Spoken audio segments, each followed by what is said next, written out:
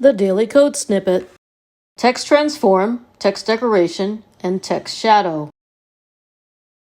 The TextTransform property is used to transform the case of your font. The values for TextTransform are none, uppercase, lowercase, capitalize, and full width. None is the default and prevents any transformations. Uppercase will transform all text to capitals. Lowercase will transform all text to lowercase. Capitalized will transform all words to have the first letter capitalized. Full width will transform all glyphs to be written inside a fixed width square. The effect would be similar to using a monospace font. This would allow the aligning of glyphs in Latin characters along with glyphs from other languages like Chinese. Let's look at some examples of TextTransform in use. Here is the HTML.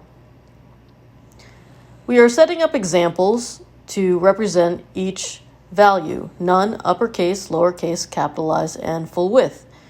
To demonstrate full width, we have obtained a translation. Here we are trying to align Latin characters with Chinese glyphs in Chinese. And here is the CSS. .none, TextTransform none, .uppercase, TextTransform uppercase, .lowercase, TextTransform lowercase, .capitalize, TextTransform capitalize, .full width, TextTransform full width. Here we are showing examples of each of the 5 values as indicated. The full width value has inconsistent browser support, so this example of how it will display is shown using Mozilla Firefox. The Chinese translation was obtained from Google Translate, and so it is possible there are errors. It is for illustration purposes only. The next property to go over is text decoration.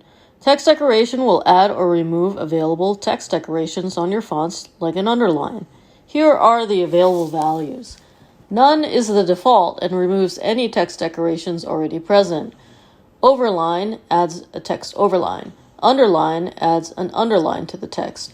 Line through adds a strike through over the text.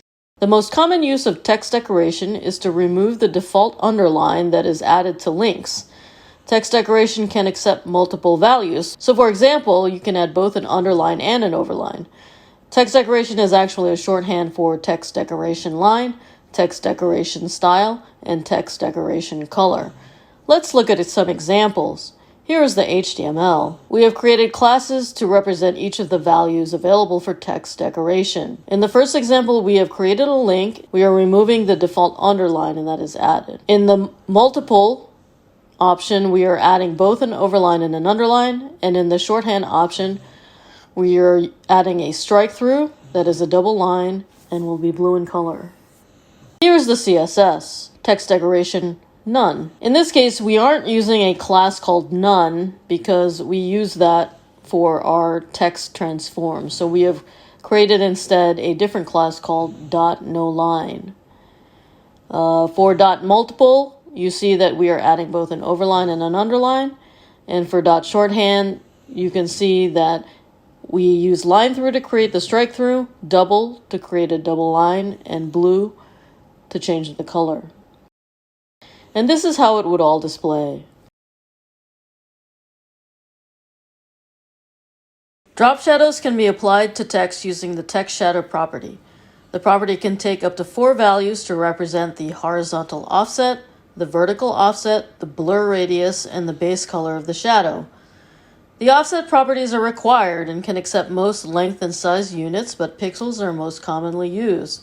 Positive values move the shadow right or down, while negative values move the shadow left or up. The blur radius controls the dispersal of the shadow. A higher value means the shadow is dispersed more widely and will appear blurry. If it is not provided, the default value is 0, which means no blur. The base color can be represented by any color system. If it is not provided, the base color will default to the element's color property. More than one shadow can be applied to the same text by adding multiple shadow values separated by commas. Let's look at some examples. Here is the HTML. Here we have created 5 different shadow classes to try different values for our text shadow property. Here is the CSS. First, we will be applying a larger font size and a bolder font weight to our text so that we can actually see the text shadow properties better. Dot shadow 1, text shadow, 5 pixels, 5 pixels, 0, hashtag CCC. In the first example, we see that the shadow is to the right and down per the offset properties. There is no dispersal of the shadow, so it isn't blurred. We have chosen a light gray color. Dot shadow 2, text shadow, 10 pixels, 10 pixels, 10 pixels, hashtag 999. In the second example, the shadow has more offset horizontally and vertically with some blur in a gray color that isn't as light as the first example. Dot shadow 3, color, RGB, 2551650, text shadow, minus 5 pixels, minus 10 pixels, 3 pixels.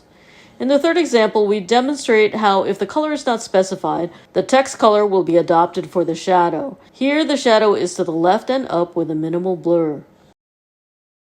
Dot shadow 4, text shadow, minus 5 pixels, minus 5 pixels, 10 pixels, RGB, 0, 255, 255, comma, 5 pixels, 5 pixels, 15 pixels, RGB, 0, 0, 255, comma, 5 pixels, minus 5 pixels, 20 pixels, RGB, 1280128, comma, minus 5 pixels, 5 pixels, 25 pixels, RGB, 255, 165, 0. In the fourth example, we show how to add multiple shadows using commas to separate them. Each shadow is directed in a different direction with increasing blur. Each shadow has a different color. Dot shadow 5. Background color, hashtag 333. Hyphen WebKit hyphen background clip text. Hyphen Moz hyphen background clip text.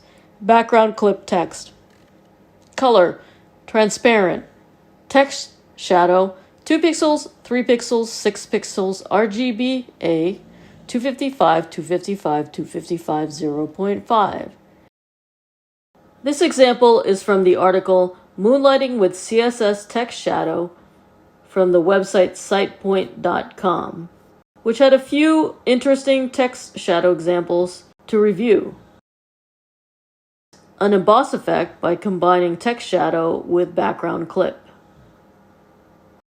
It is worthwhile to look at the other examples in this article to try out other interesting examples of how to use text shadow. Presented by Designers Learn Code.